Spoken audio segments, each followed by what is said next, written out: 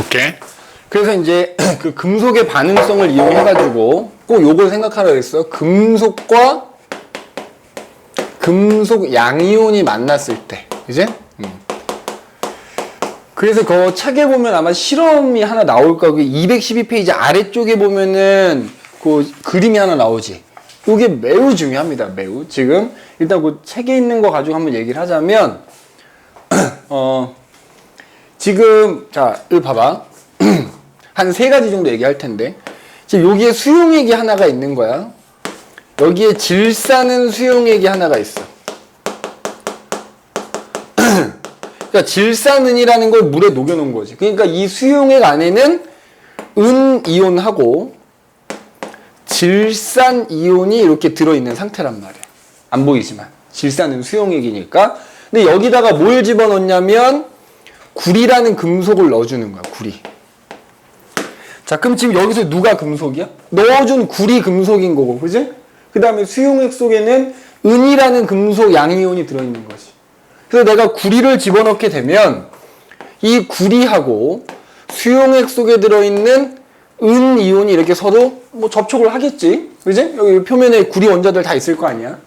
여기 수용액 은이 있으니까. 그럼 아까 지금 이 지웠다만 얘하고 얘 반응성을 보자고. 누가 더 커?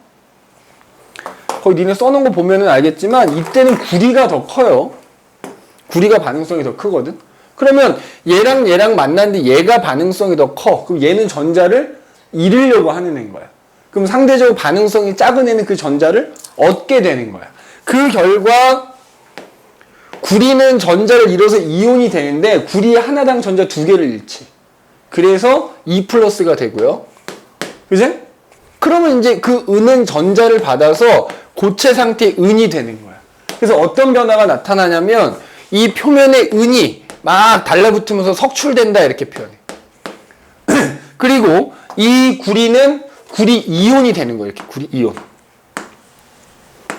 참고로 구리일 때는 붉은색을 띠지만 구리가 이온이 되면 푸른색을 떼요. 그래서 거기 그림을 보면 알겠지만 이 질산음 수용이 원래 투명했거든. 근데 여기다 구리를 담그면 시간이 지나서 점점 푸른색을 띠는 거야. 그럼 점점 구리 이온이 생긴다는 얘기야. 자, 그런데 아까 무슨 얘기했지? 반응식이 이렇게 될 거 아니니? 근데 잃은 전자수하고 얻은 전자수가 어때야 돼? 같아야 되는 거야. 그러면 이때 봐. 구리는 구리 이온이 되면서 전자를 잃은 거야. 그러니까 당연히 뭐 된 거야? 산화가 된 거야. 그제? 그러면 그때 수용액 속에 들어있던 은이온은 전자를 얻어서 은이 되면서 이제 환원이 되는 건데 산화하고 환은 동시에 일어나니까 잃은 전자수 얻은 전자수가 같아야 된다 그랬지. 근데 자 봐봐. 구리는 구리 하나가 이온이 될 때 전자를 두 개를 잃거든. 근데 은은 그러니까 니네 전화량을 잘 알고 있어야 돼. 1+인 애니까 얘는 하나를 얻어서 은이 되는 애야. 그럼 어떻게 돼야 돼? 전자수가 같으려면 얘가 두 개 잃을 때 얘가 두 개를 받아야 되니까 하나 얻는 얘가 두 개가 있어야 된다. 그거 맞춰서 개수를 써주는 거야. 그러면 얘는 1이고 얘는 2지. 그럼 얘네들 똑같이 1과 2를 쓰는 거야, 이렇게. 그러면 이온만 놓고 보자면 요 개수는 얘네들 전하량을 크로스해서 써준 거야, 이렇게 크로스해서. 그지? 전하량의 비가 1대2니까 개수비가 2대1이 나온다고. 반대로 쓰는 거야, 반대로. 오케이? 이렇게 된다고. 그래서 이때 넣어준 구리는 뭐가 된다? 산화가 되는 거고, 수용액 속에 들어있던 은이온은 뭐 된다? 환원된다, 이렇게 얘기하는 거야. 지금 요거 하는 거야, 요거. 자, 그러면 봐봐. 만약에 반대인 경우 생각해 볼게. 만약에 수용액 속에 구리 이온이 들어있는 거야. 근데 여기다가 너희가 은을 넣어주는 거야, 은을. 그럼 이때는 은하고, 그러니까 구리 이온하고 은이 만난 거잖아, 이렇게. 맞지? 근데 이때도 뭐 이온이긴 하지만 같은 금속, 반응성은 얘가 크거든. 그럼 얘가 전자를 잃으려고 하는 애인데 이미 전자를 잃고 있는 상태야. 이온이, 안정한 이온이야. 더 이상 전자를 잃을 수가 없는 거야. 반응성이 크지만 이온이기 때문에. 그러니까 이 경우에는 아무런 변화가 없어. 그러니까 이때는 은을 넣어도 아무 변화가 없다는 거야. 자, 너희가 육안상으로 뭔가 변화가 생겨. 용액의 색깔이 변한다든지 뭔가 달라붙는다 그러면 반응이 일어난 거야. 근데 아무런 변화가 없어. 반응 안 일어난 거죠. 그럼 얘들아 이걸 응용해갖고 이렇게 나온다. 지금 봐라. 이때는 반응이 일어났는데 이때는 반응이 안 일어났지. 어떤 경우에 반응이 일어난 거야? 여기 금속 이온이 들어있고 금속을 넣었는데 내가 넣어준 금속의 반응성이 크면 반응이 일어나는 거야. 근데 넣어준 금속이 여기 들어있는 이온, 금속 이온보다 반응성이 작으면 반응이 안 일어나는 겁니다. 그래서 이렇게, 야, 얘들아, 이렇게 응용이 되는 거야. 봐. 여기에 B라는 양이온이 들어있어. 일단 여기 한번 봐봐. 여기다 A라는 금속을 넣었대. 그리고 이번에 여기에 C라는 금속 이온이 들어있어. E 플러스도 E 플러스 상관없어. 여기에다가 A를 넣은 거야. 자, 그랬더니 여기서는 뭔가 막 석출이 되고 뭔가 변화가 생겼어. 근데 여기서는 아무 반응이 없더래. 그래서 뭘 물어보느냐? 그러면 금속 A, B, C 중에 누가 반응성이 제일 큽니까? 이렇게 물어보는 거야. 그럼 어떻다고? 뭔가를 집어넣었을 때 반응이 일어나면 집어넣은 애가 반응성이 큰 거야. 그러니까 A하고 B 중에서는 A가 B보다 반응성이 뭐한 거야? 큰 겁니다. 그런데 A하고 C를 비교하면 아무 변화가 없더라는 거야, 이때는. 그러면 누가 큰 거? C가 A보다 반응성이 크다는 거야. 그럼 결국 A, B, C의 반응성을 비교하면 C가 가장 크다. 이렇게 이제 물어보기도 한다고. 알겠지? 이렇게 물어보기도 한다라는 거야. 그 다음에 그 옆에 실험 하나 또 나와 있지. 자, 213페이지 위에 보시면 이번에는 뭐가 나오냐? 자, 황산구리 수용액이 들어있는 거. 황산구리. 자, 그럼 황산이온하고 구리이온이 이렇게 들어있는 거지. 자, 여기다가 뭘 집어넣냐면 아연판을 집어넣었지. 아연을 집어넣었어. 아연을. 자, 그러면 이 경우에 봐봐. 아연하고 구리이온하고 만나게 되거든. 맞지? 자, 근데 마찬가지 누가 반응성이 커? 아연이 크거든. 그러면 아연이 전자를 잃으면서 뭐가 돼? 아연 이온이 되는 거야. 그리고 얘가 전자를 얘한테 결국 준 셈이 되기 때문에 구리는 그걸 얻어서 구리가 된다. 그래서 이 아연판 표면에 붉은색을 띠는 구리가 막 이렇게 달라붙으면서 석출되는 거야. 그리고 그 아연은 어떻게 되는 거야? 그러니까 이렇게 되는 거야. 아연은 아연 이온이 되고요. 수용액 속에 들어있던 구리 이온은 구리가 되는 거지. 자, 그럼 구리는 구리 이온일 때 푸른색이라 했으니까 이 경우에는 여기 구리가 막 달라붙을수록 구리 이온은 점점 줄어들게 되는 거기 때문에 푸른색이 점점 없어지지. 점점점 옅어지게 되는 거야. 알겠지? 그럼 이제 여기서 더 나가서 봐. 이제 뭘 물어보느냐? 그럼 이때 자, 얘네들 있지. 아까 이 경우 질산은이 들어있는 경우하고 황산구리가 들어있는 경우에 황산이온하고 질산이온은 뭐 했어? 아무것도 안 한 거 아니야? 맞아? 아무것도 안 하고 그냥 가만히 계속 수용 속에 들어있는 상태인 거잖아. 무슨 이온이라 그래? 구경꾼 이온이라고 합니다. 얘네 둘은 구경꾼 이온이 되는 거야. 구경꾼 이온. 구경꾼 이온 이렇게 되는 거야. 그지? 구경꾼 이온이야. 그러니까 만약에 애초에 10개가 들어있었다면 얘 그냥 10개야. 20개 들어있었다 그러면 그냥 20개인 거야. 아무 반응도 안 하는 애들이기 때문에 그런 애들을 구경꾼 이온이라 하고요. 그럼 자 봐봐. 일단 얘 갖고 한번 얘기해보자. 그럼 이때 이제 뭘 물어보냐. 첫 번째. 아마 세빈이 예전에 방학 때 선생님 얘기했었을 거야. 자, 수용액 속에 들어있는 이온 수는 어떻게 변하냐. 이렇게. 자, 지금 얘 같은 경우에는 반응식을 보면 E 플러스 E 플러스니까 선생님 어떻게 하면 된다고? 얘네들 전하량 크로스해서 개수를 써주면 된다 그랬지? 1, 1이야 그냥. 자, 무슨 얘기냐면 이 경우에는 구리 이온 하나가 구리가 되면 아연 이온이 하나가 생기는 거야. 그러니까 수용액 속에 들어있는 이온수의 변화는 있어 없어? 없어요. 없어. 없다. 얘는 어떻게 돼? 얘는 봐라. 그러니까 구리 이온이 하나 생길 때 은은 2개가 없어지는 거지. 그러니까 이 경우에는 이온수가 어떻게 돼? 감소하게 되죠. 감소하게 되지. 맞지? 그 다음에 두 번째. 만약에 수용액 속의 질량을 물어봐. 질량. 자, 근데 이걸 물어볼 땐 반드시 뭘 알려주냐면 아연이라는 녀석과 구리라는 녀석의 원자량을 알려줍니다. 그 원자의 질량이 누가 더 큰지를 반드시 알려주게 돼 있어. 자, 만약에 구리라는 녀석이 아연보다 원자량이 크다고 합시다. 이건 예를 든 거야. 실제로 그렇다라는 게 아니고. 그럴 수도 있고 아닐 수도 있는데 예를 들어서 구리가 그냥 크다고 하면 그러면 어떻게? 자, 봐라. 얘가 질량이 더 큰 애잖아. 얘는 금속판에 가서 달라붙어. 그러니까 무거운 애는 사라지고 가벼운 애가 들어왔으니까 수용액의 질량은 어떻게 돼? 줄어들지. 그러니까 금속판의 질량과 수용액이 따로따로 물어보거든. 그러니까 예를 들어서 구리가 질량이 더 크다고 하면 무거운 구리는 수용액에서 없어진 거야. 고체가 돼버린 거잖아.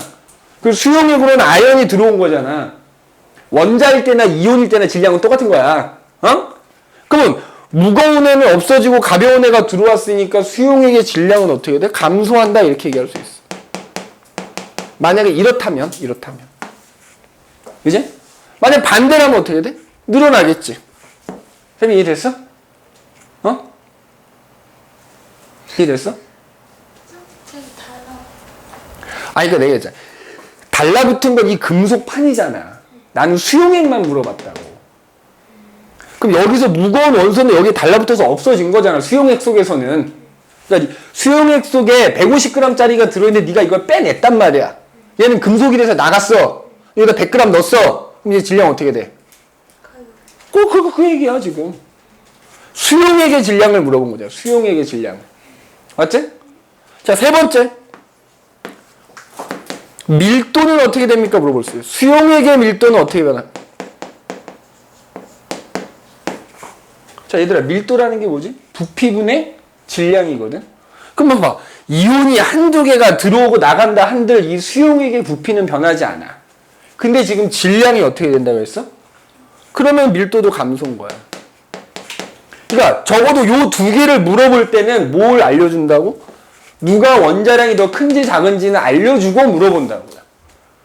만약 저걸 안 알려주면 그냥 요거만 물어보겠지. 이온수의 변화가 어떻게 되느냐. 그지? 얘도 같은 원리인 거야. 다만 이제 얘는 개수가 다르기 때문에 얘가 하나 생길 때 얘 두 개가 없어진다. 이렇게 되는 거지. 하나가 생길 때 두 개가 없어지니까 얘는 이온수가 감소하겠죠. 그지? 감소하겠죠. 그럼 또 잘 봐야 돼, 얘들아. 그럼 이 상황에서 금속판의 질량을 물어보면 얘랑 반대로 가는 거지? 금속판의 질량은 오히려 어떻게 된다? 증가다. 이렇게 돼요.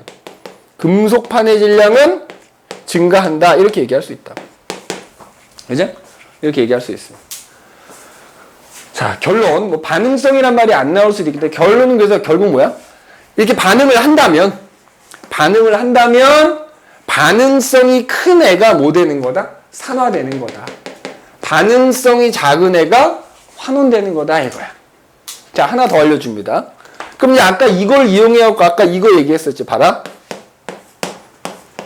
이제 반응성, 뭐 임의의 금속이라고 한다면 누가 반응성이 더 큰지도 물어볼 수 있다 그랬잖아. 그래서 A 넣고 여기에 A 넣었어. 그지? 그래서 이제 만약에 여기서 막 반응이 일어나고 여기서는 아무 변화가 없었다고 치면 어떻다고? 반응성 순서가 C, A, B 순이 된다 그랬잖아. 그럼 니네 이제 이런 말이 있어. 산화하고 환원할 때 전자이동을 하든 산소이동을 하든 산화제는 뭐지? 산화시켜주는 거야. 산화제니까. 그지? 그러니까 자신은 환원이 되면서 남을 산화시켜주는 게 산화제인 거야. 그리고 환원제는 반대겠지 그러면? 자신은 왜냐면 산화환원이 동시에 일어나기 때문에 자신이 산화돼야 남이 환원될 수 있겠지. 자, 그럼 여기서 봐봐. 얘가 산화되고 얘가 환원됐지? 누가 산화제야? 환원된 애가 산화제인 거야. 얘가 산화제고 얘가 환원제 이렇게 보면 돼. 자, 요거는 뭐 그렇게 어렵지 않게 이제 이해를 한단 말이야. 근데 하나 내가 얘기하려는 뭐냐면, 자, 만약에 산화제, 환원제가 아니라, 야, 산화제, 환원제 물어보면 반대로 생각하면 된다 그랬어. 환원되는 애가 산화제인 거고, 산화되는 애가 환원제인 거야. 그런데 이제 산화력이라는 말이 나와. 산화력, 환원력 이렇게 나와. 그럼 산화력은 뭘 거야? 산화시키는 능력. 능력. 남을 산화시키는 능력인 거야. 자, 산화력은 뭐라고? 산화시키는 능력, 다른 물질을 산화시키는 능력을 산화력이라고 보면 돼. 환원력은 남을 환원시키는 능력이 환원력이라고 생각하면 된다. 자, 그러면 봐봐. 산화력이 크다라는 건 뭐야? 그만큼 다른 애를 산화를 잘 시킨다. 그러면 봐. 산화력이 만약에 크다 그러면 남을 산화를 잘 시키는 거니까 본인은 뭐가 잘 되는 거야? 환원이 잘 된 거야. 산화력이 크다라는 얘기는 환원이 잘 된다는 얘기입니다.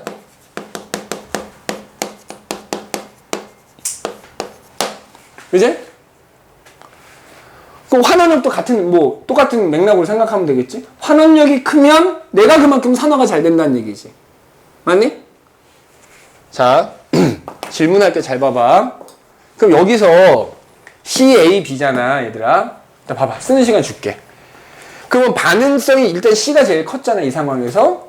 그럼 반응성이 클수록 뭐가 잘 되는 거라고? 산화가 잘 되는 거라고요.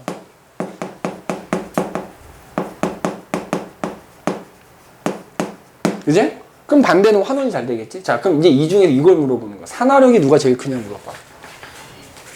산화력이 크면 환원이 잘 된다 그랬지? 산화력이 제일 큰 건 누구야? B가 되는 거죠. 환원력이 제일 큰 건 누구다? C가 되는 거. 요거 찾을 수 있어야 된다. 나중에 되게 헷갈려. 이게 산화력, 환원력, 산화력이 크다, 환원력이 크다가 무슨 말이 되게 헷갈린다고. 그래서 요거 요것도 좀 잘 구분을 좀 해 두십시오. 이제 산화력, 환원력이라는 거 좀 잘 기억을 해 두시면 되겠다. 자, 나머지 내용들 이제 선생님이 문제풀이 따로 할 거거든. 그거 하면서 다시 한번 이제 정리하는 걸로 하고, 그래서 어쨌든 이게 전자의 이동을 가지고 산화 환원이 일어나는 와중에 이제 우리가 금속의 반응성까지 얘기를 한 거다. 이렇게 생각을 해 주시면 되겠고, 그래서 거기 213페이지 오른쪽 아래에 보시면, 그래서 아까 맨 처음에 했던 산소의 이동을 가지고 설명하는 정의보다는 전자의 이동을 가지고 설명하는 정의가 훨씬 더 넓은 범위의 정의다. 그러니까 우리가 앞서 전자를 이용하면 산소 갖고 설명했던 산화도 다 설명이 되는 거야. 알겠죠? 다 설명이 되는 겁니다. 그렇게 기억해 두시면 됩니다. 자, 215페이지 가시면 그러면 이제 우리 주변의 산화 환원 반응 그래서 나오죠. 자, 그럼 이제 마찬가지로 아까 썼던 화학 반응식 쭉 써놓고 누가 산화되고 누가 환원되니 다시 한번 정리하자는 얘기인 거야.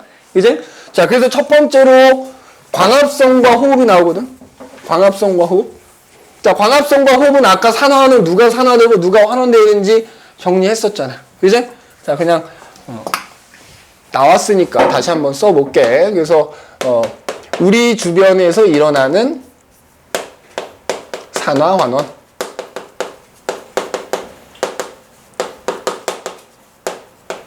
그래서 첫 번째로 자, 광합성과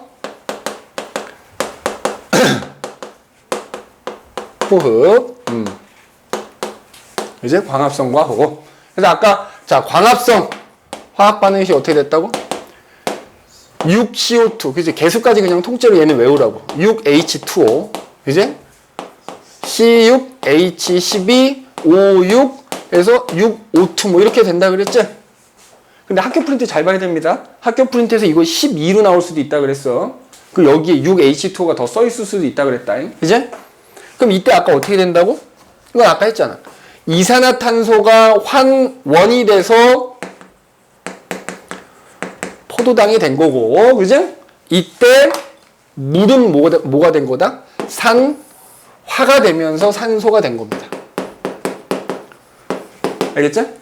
자, 호흡은 이걸 정확히 반대라 그랬지? 세포 호흡은 C6H12O가 그지? 얘랑 6O2가 반응해서 6CO2에 6H2O. 사실은 이때 이제 에너지가 발생하지. 그지? 에너지가 발생하는데 이건 물질은 아니니까. 그럼 이때는 반대라 그랬지? 포도당이 뭐 되는 거다? 산화돼서 이산화탄소 되는 겁니다. 그지? 그리고 산소가 뭐 되는 거다? 환원이 돼서 물이 되는 겁니다. 그지? 물. 요건 이렇게 봐주시면 되겠고. 그지? 자, 그 다음에 두 번째 연소 나오잖아요, 연소. 자, 연소라는 건 우리가 뭐야? 태우는 거지? 맞지? 사실 연소가 두 가지가 있어. 일반적으로 우리가 그냥 연료를 태우는 연소가 있고 금속을 연소시키는 게 있지. 그러니까 연소는 무조건 어떤 물질이 누구랑 반응하는 거다? 어떤 물질이 산소와 반응하는 거다 이렇게 생각하면 돼. 산소. 그러니까 얘들아, 호흡도 사실은 따지고 보면 뭐랑 같은 거야? 연소랑 같은 거야. 그러니까 이게 우리 몸 안에서 일어나는 것 뿐이지 니네가 그냥 포도당 가루를 태운다고 하면 반응식이 똑같다고요. 근데 이제 일반적으로 연소면 주로 어떤 애들? 자, 내가 어떤 탈물질이 있겠지. 얘가 산소와 반응하는 거거든. 근데 우리가 나오는 대부분의 연소시키는 물질은 탄소와 수소를 포함하고 있다고. 그래서 걔를 연소시키면 이 탄소 때문에 무조건 이산화탄소 생긴다 그랬고 수소 때문에 물 생기게 된다고요. 자, 이때 그러면 무조건 내가 태우는 얘가 뭐 되는 거야? 얘가 이산화탄소 되면서 산화 되는 겁니다. 내가 뭐 석탄을 태우던 석유를 태우던 천연가스를 태우던 뭘 태우던 내가 태우는 애가 산화라고 생각하면 돼. 그러면 그거와 반응한 산소는 뭐 된다? 환원이라고 생각하시면 됩니다. 물론 이제 이 앞에 개수는 여기 탄소가 몇 개냐 수소가 몇 개냐에 따라 달라지긴 하겠다만 그렇게 되고요. 금속을 연소시키는 경우에는 얘네가 안 생기지. 만약에 금속을 연소시키는 경우는 어떻게 돼? 아까 산화구리 얘기했잖아. 그지? 내가 만약에 어떤 금속을 연소시킨다 그러면 걔가 산소랑 반응해서 소위 말하는 산화 물이 만들어지게 되는 거거든. 그러니까 이게 구리면 산화구리, 마그네슘이면 산화마그네슘 이렇게 되는 거야. 그럼 이때도 무조건 누가 산화되는 거다? 금속이 산화돼서 산화물 된 거다 이렇게 생각하면 됩니다. 그리고 그때 반응한 산소는 마찬가지로 뭐 된 거다? 환원이 되었다 이렇게 생각을 하시면 되겠다 이거야. 그 다음에 이것도 썼던 건데 그 밑에 보면 철 재련하는 거 아까 나오지? 그지? 자, 지금 페이지로 215페이지야. 215페이지 여기 그지? 자, 밑에 보시면 3번 철의 재련 나오지? 자, 선생님이 아까 철 재련하면서 반응식 몇 개 써줬니? 4개 써줬거든? 그럼 그거 한번 잘 생각해보자. 자, 그러니까 얘도 결국 산화환원이라는 얘기거든. 자, 철의 재련. 아까 설명했으니까 반응식만 쭉 써볼게. 자, 코크스가 불완전 연소에서 일산화탄소가 이렇게 생긴다 그랬고, 그지? 그러면 그때 생성된 일산화탄소가 산화철하고 반응해서 순수한 철이 액체 상태로 얻어지고 이산화탄소 발생한다 그래. 그지? 그 다음에 그때 같이 넣어준 탄산칼슘은 용광로 안에서 가열하면 분해가 돼서 산화칼슘과 이산화탄소로 분해가 된다 그래. 그러면 그때 생성된 산화칼슘이 철광석에 들어있는 규산염 성분하고 반응해서 CaSiO3 슬래그라고 하는 게 만들어진다 그랬어. 그지? 맞지? 그럼 이때도 이 반응이 일종의 산화환원이니까 자 보자. 코크스가 불완전 연소돼서 일산화탄소 될 때 탄소가 뭐야? 태우는 거잖아. 아까 산소 연소랑 똑같지? 그럼 얘가 뭐 된 거다? 산화가 된 거고요. 그러면 걔랑 반응한 산소는 뭐 된 거다? 환원이 된 겁니다. 그지? 자, 그 다음에 철광석에 들어있는 산화철. 철 됐지? 어떻게 됐어? 산소 없어졌잖아, 지금. 그러니까 산화철이 철로 뭐 된 거다? 환원이 된 거야. 맞지? 그러면 그때 반응한 일산화탄소는 이산화탄소가 되면서 뭐 된 거다? 산화가 된 거야. 맞지? 자, 그런데 반응식 4개 써줬는데 얘네 둘 있지? 그럼 이것도 화학 반응이긴 한데 지금 우리가 배우고 있는 산화환원 반응은 아닙니다. 얘네 둘은. 알겠니? 얘네들은 뭐라고? 그러니까 뭐 누가 산화되고 환원되는 애가 없다고요. 이건 산화환원 반응이 아니야. 왜 아닌지는 사실 뭘 배워야 돼? 산화수라는 걸 배워야 돼. 자, 산화수는 내가 얘기했어. 니네 학교에서 나가는 거 보고 설명해 줄 거야. 안 나간다 그러면 굳이 할 필요 없어. 시간상 지금. 근데 만약에 학교에서 조금이라도 언급을 했다 그러면 선생님이 그건 나중에 다시 한번 정리해 줄게. 그래서 그 산화수를 배우면 얘가 왜 산화환원 반응이 아닌지가 설명이 돼. 그러니까 지금은 그냥 얘네들은 산화환원 반응이 아니다까지만 알고 있자 이 말이야. 요거 두 개는 산화환원 반응인 거야. 알겠죠? 산화환원 반응이 아니다. 그 이유는 산화수를 알아야 설명이 된다. 산화수는 추후에 배우는 거 봐서 우리가 하자 이 말이지. 그지? 그래서 철의 재련도 일종의 산화환원을 이용한 거다. 그지? 자, 그럼 이때 또 요거 또 종종 물어보거든? 자, 이 반응에서 누가 환원제야? 얘지? 이거 누구 때문에 생겼어? 얘 때문에 생긴 거지? 자, 이거 많이 물어보거든? 코크스를 왜 넣어줍니까? 이렇게 물어봐. 용광로에. 무슨 역할을 하는 거다? 환원제 역할을 하는 겁니다. 알겠니? 용광로에 넣어준 코크스가 불안된 연소 때문에 결국 얘가 생긴 거고 얘가 산화철을 환원시킨 거잖아. 그래서 코크스를 넣어주는 이유는 뭐다? 환원제 역할을 하는 겁니다. 꼭 기억해놔라. 코크스를 넣어준 이유는 그 코크스가 환원제로서의 역할을 하기 때문이다. 이렇게 보면 됩니다. 환원제 역할을 한다. 환원제의 역할을 하는 거다. 그래서 요거 잘 기억해 두시면 되겠습니다. 이제? 자, 그 다음 장 216페이지 한번 보시면 자, 그 다음에 이제 우리 주변에서 일어난 여러 가지 산화환원인데 여기까지 이제 아까 한 번씩 다 언급했던 것들이잖아. 그러면 이거 말고도 또 이제 어떤 것들이 있냐면 뭐 여러 가지가 있을 수 있겠다만, 그지? 나머지는 너희가 좀 암기해 주세요. 예를 들자면 그 밑에 보면 그 밖에 산화환원 반응이 있지. 그지? 자, 그것도 뭐 시간이 되면은 설명을 하겠다만 또 대표적인 요게 있어요. 요거. 자, 봐봐. 철이 녹쓰는 거. 자, 이걸 뭐라 그래? 철의 부식이라고 하거든. 그래서 우리가 철을 연소시키면 어떻게 되지? 산화철 생기지. 근데 이것도 사실은 따지보면 산화철이 되는 거야. 철이 공기 중에 있는 산소랑 만나서 산화철이 되는 거야. 다만, 자, 내가 철을 태우는 거야. 연소시키는 거하고 철이 부식되는 거 공통점은 뭐야? 둘 다 산소와 반응하는 거야. 산소와 따지면 결합하는 거야. 다만 얘는 그게 굉장히 어때? 빠르게 일어나는 것 뿐이고 얘는 그게 굉장히 천천히 일어나는 것 뿐이야. 그러니까 굳이 따지면 얘도 산화고 얘도 산화인데 얘는 빠른 산화라고 할 수 있는 거고 지금 철이 녹쓰는 거는 느린 산화라고 할 수 있는 거야.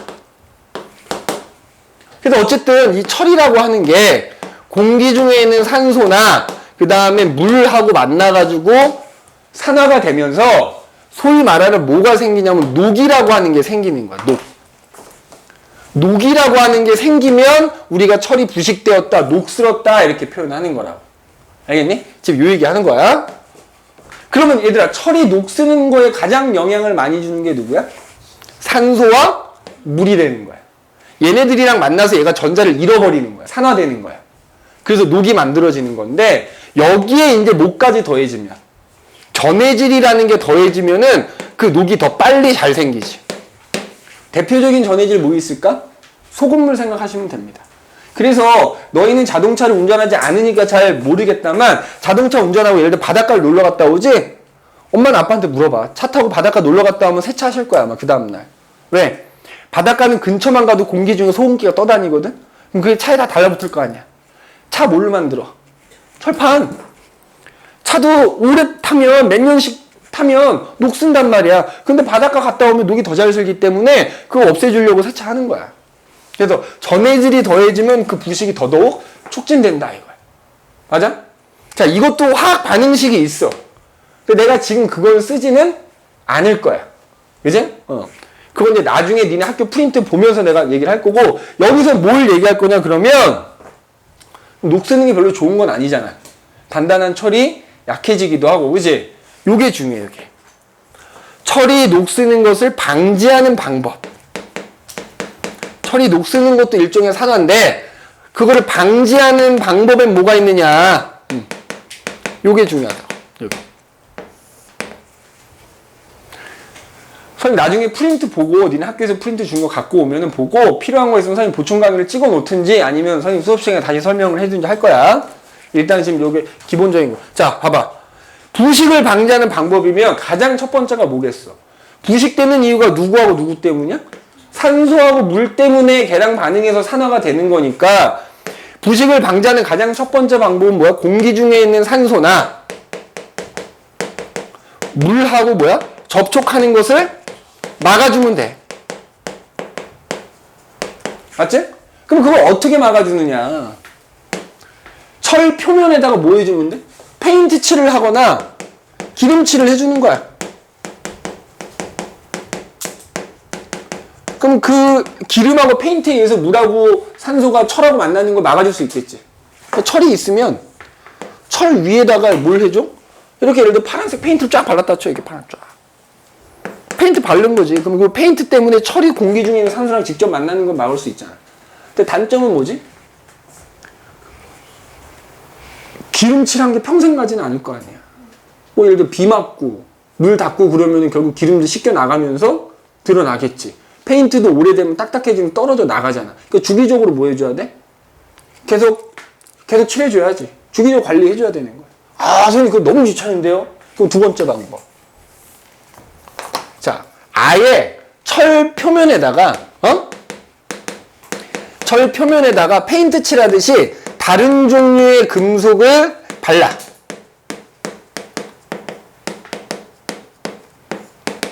다른 금속을 발라버리는 거야. 자, 이걸 뭐라고 하느냐? 두 글자로 도금이라고 합니다. 뭐라고 한다고? 도금. 도금. 도금. 대표적인 도금 뭐가 있게? 우리 특히 여학생들 목걸이 같은 거 많이 하지. 은목걸이 한다고 하잖아. 그거 다 은도금이다. 뭐 내가 금은방에 가서 진짜 순수한 은을 사지 않는 이상 이게 길거리 돌아다니다가 액세서리 파는 데서 사는 은목걸이들은 다 은도금이야. 도금. 그러면 봐봐. 보통 도금은 크게 두 가지가 나오거든요. 철 표면에다가 철이야. 주석이라는 금속을 이렇게 발라놓는 거야. 주석. 아니면 철 표면에다가 아연이라는 금속을 이렇게 발라. 그럼 어쨌든 철이 공기 중에 있는 산소랑 물이랑 안 만나니까 독이 방지돼. 그럼 굳이 이렇게 종류를 배울 필요가 있나? 있어. 뭐 때문이냐면, 자, 일단 바르는 것 자체는 뭘로 바르든 상관없어. 근데 이제 차이는 언제 생기냐면, 얘네가 흠집이 생기면. 자, 봐봐. 이 상태에서는 뭐 주석을 바르던, 아연을 바르던, 뭐 부식이 방지돼. 근데 문제는 이제 사용하다 보면 여기에 흠집이 나는 거야. 자, 주석으로 도금을 했는데 여기 흠집이 나 이렇게. 그러면 그 흠집 나면 철 표면이 드러나지. 거기에 산소가 닿고 물방울이 떨어지는 거야. 근데 우리 아까 반응성 했다? 그럼 이렇게 되면 이제 철이 전자를 잃는 거거든. 이 물하고 산소한테 전자를 잃으면서 녹이 생기는 건데 이때 주석이 철보다 반응성이 어때? 작아요. 그러니까 철이 어때? 주석한테도 전자를 잃게 되는 거야. 그러니까 녹이 어떻게 더 잘 쓰는 거야. 흠집이 나면. 근데 아연으로 도금을 한 경우에는 흠집이 났어. 예를 들어서 흠집이 나도 어떻게 되니? 아연이 철보다 반응성이 더 크거든. 그러니까 만약에 철이 전자를 잃어서 철 이온이 되려고 치면 아연이 전자를 잃어서 얘한테 줘. 그러니까 녹이 잘 쓰러 안 쓰러? 안 쓰는 거야. 얘가 반응성이 더 크기 때문에. 그래서 차이점은 흠집이 나면 주석으로 도금한 경우에는 흠집이 나면 녹이 촉진되는 거지. 촉진되는 거고 반대로 아연으로 도금하면 흠집이 나도 어떻게 된다? 녹이 억제되는 거 억제. 그럼 선생님 무조건 아연 써야 되지 않습니까? 그렇지. 근데 뭐가? 가격이 비싸겠죠. 경제적인 문제가 좀 있겠지. 실제로 자동차들 만들 때 그 자동차 문짝이나 이렇게 탕탕 철처럼 돼 있는 부분 있지. 한 50% 정도는 아연 도금을 써요. 이게 자동차가 몇 천만 원씩 하는 이유가 있는 거야. 그지? 뭐 안에 여러 가지 전자장비도 들어가고 뭐 엔진도 좋은 게 들어가고 한다만 그 아연 도금 강판을 또 몇 퍼센트를 쓰느냐에 따라 자동차 가격이 달라져. 그지? 그래서 이게 길을 지나다니다 보면 흠집이 나 있는데도 녹이 안 생기고 멀쩡히 다니는 차들이 있는 반면에 흠집이 났는데 그 흠집 났는데 그냥 방치해가지고 거기 막 녹슬어 있는 차들 많이 볼 거야. 그지? 특히 어떤 차들? 화물차들 있지. 화물차들 아연도금 강판으로 만들면 화물차가 무지하게 비싸겠지. 이제 보통 화물차들은 어떤 사람, 뭐 선생님도 서민이지만 서민들이 이렇게 막 장사하는 용도로 많이 쓰기 때문에 차값이 너무 비싸면 안 되잖아. 그러니까 이런 건 좀 덜 쓰지. 그러니까 아무래도 승용차 대비해서 어때? 같은 뭐 5, 6년 썼다 하더라도 녹이 더 많이 생겨 있지. 왜냐면 화물차니까 흠집도 많이 날 텐데. 그지? 그래서 얘네들의 차이는 흠집이 났을 때 차이가 생긴다 이거야. 근데 어쨌든 도금하는 거 자체는 요거랑 방지해주는 거야. 자, 그런데 산소하고 물하고 접촉을 방지를 못하는 경우도 있어. 그지? 자, 그럴 경우 잘 봐. 여기다 쓸게. 예를 들어서 땅 속에다가 기름 탱크를 묻어놓은 거야. 자, 여기 2번. 여기지? 2번. 땅 속에다가 기름 탱크를 묻었어. 당연히 처음에 기름 탱크는 표면에 페인트도 칠하고 뭐 해가지고 녹슬지 말라고 해서 땅에 묻었겠지? 그러면 여기다 기름을 저장해 놓을 거 아니야. 근데 땅 속에는 산소 있냐 없냐? 있지. 왜냐면 니네 흙이잖아, 흙. 알갱이하고 알갱이 사이 공기가 있어요. 당연히 땅 속이니까 수분도 있을 거야. 처음엔 페인트 칠했으니까 괜찮겠지. 근데 땅 속에 오래 있으면 페인트 떨어져 나갈 거 아니야. 그 일일이 사람이 확인할 수도 없어. 떨어져 나가서 철판이 드러나면 어떻게 돼? 녹슬 거란 말이야. 그럼 구멍 나. 약해지니까. 그럼 글로 기름 다 새어나가면 경제적인 손실도 발생하고 환경도 오염될 거 아니야. 그래서 어떻게 하냐면은 여기다가 한쪽에다 이렇게 구리로 전선 같은 거 연결해. 이렇게 구리. 그러니까 전선의 역할을 해주는 거야. 그런 다음에 여기다 뭘 해놓냐면은 자, 얘. 아까 얘 흠집 났는데 왜 녹이 안 슬어? 철보다 반응성이 큰 아연 때문이지. 여기다가 철보다가 반응성이 큰 금속 덩어리를 달아놓는 거야. 대표적인 게 아연하고 마그네슘 같은 애들이야.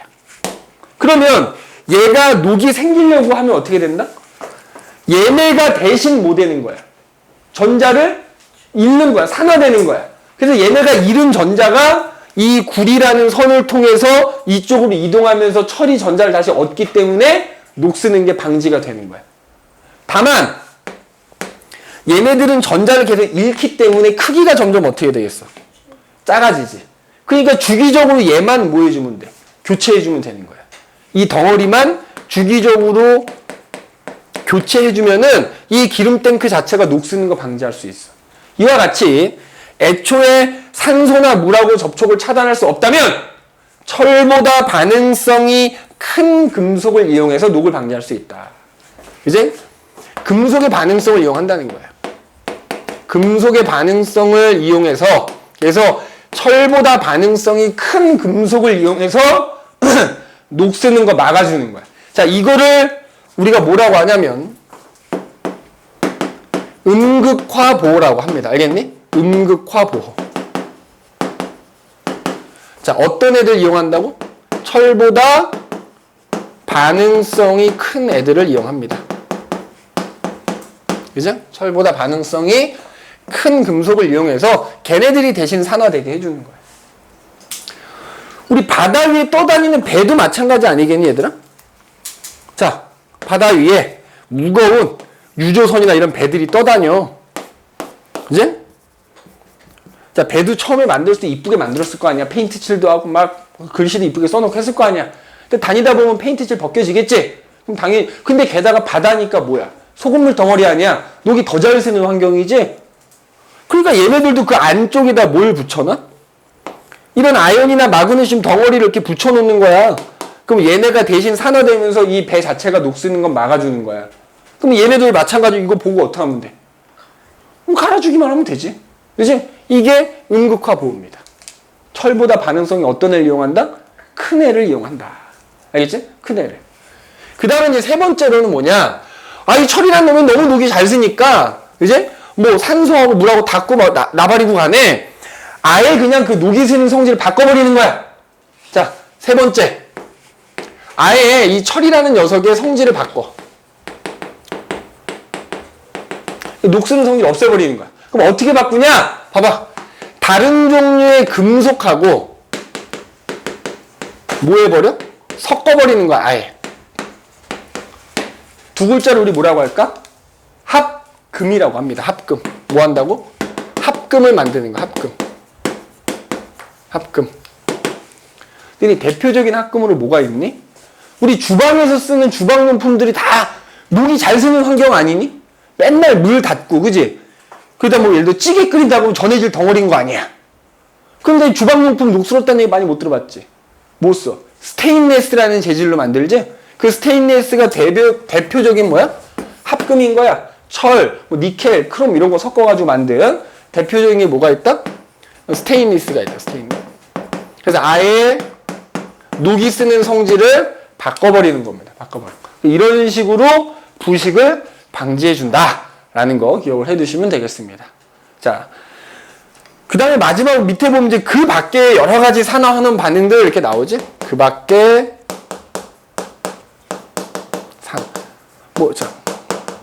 자, 이거는 문제는 이런 식으로 나오겠지. 다음 보기 중에서 산화하는 반응이 아닌 거 고르시 이렇게 나오겠지. 그지? 거기에다 이 내용들을 좀 섞어 놓을 수 있겠지.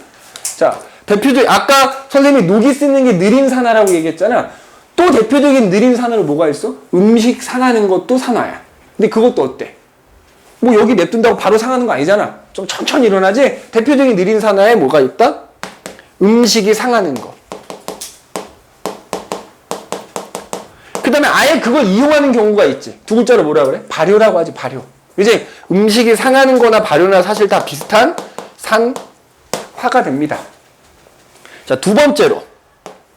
사과를 먹으려고 사과를 깎았어. 근데 내가 반은 먹고 반은 안 먹었어. 그냥 식탁에 올려놨어. 몇 시간 있다 가봤더니 표면에 약간 갈색빛을 띠는 뭔가가 생겨있지. 물론 먹어도 죽진 않습니다. 뭐라고 한다? 갈변이라고 합니다. 갈변. 사과의 뭐? 갈변. 자, 그 다음에 선생님도 직접 본 적은 거의 없긴 한데 반딧불이가 니네 꼬랑지에서 반짝반짝 빛이 나지. 걔네들도 그 안에서 뭐야? 루시페린이라는 물질이 산화가 되면서 빛이 나는 거거든. 그 반딧불.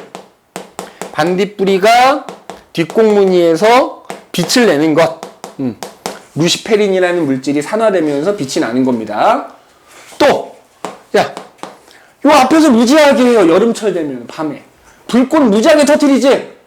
야, 화약 터뜨리는 거잖아. 화약 태우는 거잖아. 연소잖아. 그러니까 뭐야? 산화지. 불꽃놀이 하는 거.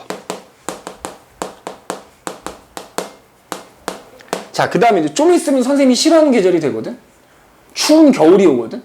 그럼 선생님 책상에다가 핫팩을 한 100개를 사놨어. 핫팩 보면 니네들 써봐서 알겠지만, 이렇게 흔들잖아. 처음에는 아무 따뜻하지 않은데 흔들다 보면 점점점 따뜻해지지. 근데 거기 안에 칙칙칙 뭐 이렇게 흔들리는 소리 나지. 철가루가 들어있어요. 그래서 내가 이거 흔들면 그 철가루가 뭐 되면서 산화가 되면서 열을 방출하거든. 그것 때문에 핫팩이 점점 따뜻해지는 거야. 그러니까 우리가 추울 때 이용하는 그 핫팩. 이것도 어떻게 보면은 산화를 이용한 거다. 이렇게 볼 수 있다 이거죠. 그지? 산화. 그 다음에 우리 선생님이 소민이 모르겠다만 수환이하고 세빈이는 알 수 있게 선생님 탈색을 했었어. 그렇지? 그 노란색이 아니라 이제 처음에는 탈색을 한 2번 하고 거기다가 회색으로 염색을 했었거든. 근데 그 회색이 한 2주밖에 안 가. 여기 빠지면 이제 노란색이 되지. 근데 진짜 하얀색만 내고 싶었거든. 근데 이 나이 먹고 너무 양아치 소리 들을 것 같아갖고 그것까지 못했는데, 그럼 머리를 염색하거나 탈색하는 것도 뭐야? 산화시키는 거야, 산화. 이제 염색, 뭐 탈색, 이런 거 다. 그래서 이런 것들이 뭐 일일이 우리가 화학 반응식으로 써볼 필요는 없지만 대표적인 산화환원 반응이다라는 거 정도만 기억을 해주시면 되고, 그 왜 거기 보면 이제 섬유 표백, 뭐 표백제라고 하지. 근데 빨래할 때 더 하얗게 만들려고 표백제라는 걸 넣거든? 대표적인 표백제 뭐가 있니? 옥시크린이라는 거 들어봤냐? 옥시크린? 유명하지? 옥시의 옥시가 뭐겠어? 산소지, 산소. 산화시키는 거야, 그지? 그래서 옷을 더 하얗게 만드는 거. 근데 옥시크린 제품은 가급적이면 이용하지 않는 게 좋습니다. 내 개인적인 생각이야. 왜? 그 가습기 살균제 만든 그 회사가 옥시크린인데 걔네 사과도 안 했지? 보상도 제대로 안 하고, 그지? 양심 없는 기업은 가급적이면 이용을 자제하는 걸로. 아무튼 그래서 이제 이런 여러 가지 산화 환원들이 있다라는 거 기억을 해두시면 되겠고, 자, 그래서 이제 우리가 오늘 산화 환원에 대해서 쭉 정리를 해봤어요. 정리를 해봤고, 이거랑 관련된 문제는 다음 시간에 조금 이제 풀이를 할 건데, 그래서 어쨌든 오늘은 여기까지 하도록 합시다.